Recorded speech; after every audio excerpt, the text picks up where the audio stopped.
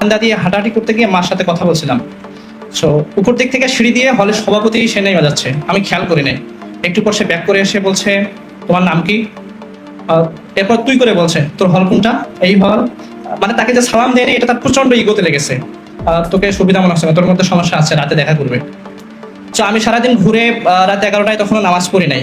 এশা নামাজ পড়তে যাবো, উজু করে মসজিদে ঢুকতেছি, এই সময় কয়েকজন ছাত্র, পলিটিক্যাল ছাত্র এসে আমাকে বলছে উপরে যেতে হবে। আমি একটু সময় চাইলাম যে ভাই নামাজটা পড়ে আসে, বলছে না আগে যেতে হবে উপরে।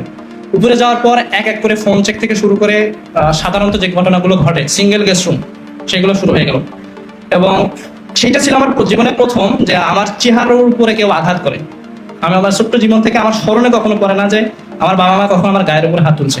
ফার্স্ট টাইম সেটা ছিল যে আমার চেহারার উপরে তারা হাত তুলেছে, এবং রুম যে পরিষ্কার করে যে ঝাড়ু সেইটা দিয়ে পিটিয়েছে, শুধুমাত্র সালাম না দেওয়ার কারণে।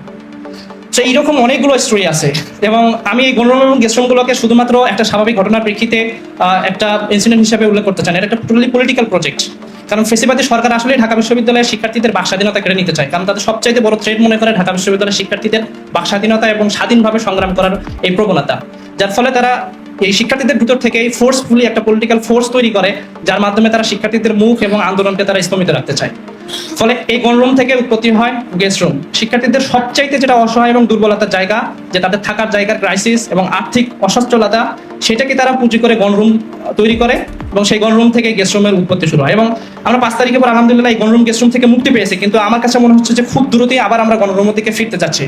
কেননা আপনারা দেখবেন যে ঢাকা বিশ্ববিদ্যালয়ে একটা সিট সংক্রান্ত নীতিমালা তৈরি হতে যাচ্ছে, যেখানে ডাকসুর পক্ষ থেকে আমরা বারবার করে বলছি যে এখানে সেশন ধরে যাতে নীতিমালাটা তৈরি করা হয়। কিন্তু বিশ্ববিদ্যালয়, আমরা জানি না তাদের কার স্বার্থ রক্ষা করতে গিয়ে তারা সেখানে নীতিমালায় অনার্সের 2টা ইয়ার এবং মাস্টার্সের একটা ইয়ারকে কাউন্ট করতেছে। অর্থাৎ একটা শিক্ষার্থী চাইলেই 5 বছরের জায়গায় 8 বছর হলে থাকতে পারবে। তারা ঠিক এই প্রসেসেই যাচ্ছে, এবং তাদের কাছে কোনো জবাব নাই যে তারা কেন এরকম নীতিমালা তৈরি করছে। অথচ আমাদের এই বিশ্ববিদ্যালয় পূর্ণ আবাসিক হল না, আবাসিক বিশ্ববিদ্যালয় না।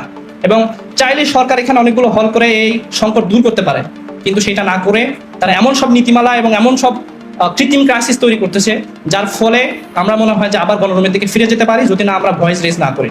এবং ডাকসু এখানে খুব ভালো একটা কাজ করেছে, বিশেষ করে মোসাদ্দেক। কারণ ফার্স্ট ইয়ার, সেকেন্ড ইয়ার যারা এটা পায়নি, তারা কোনোদিনই বিশ্বাস করতে পারবে না যে ঢাকা বিশ্ববিদ্যালয় ক্যাম্পাসে ঠিক এইরকম নির্যাতন হয়েছে এবং এটা সম্ভব।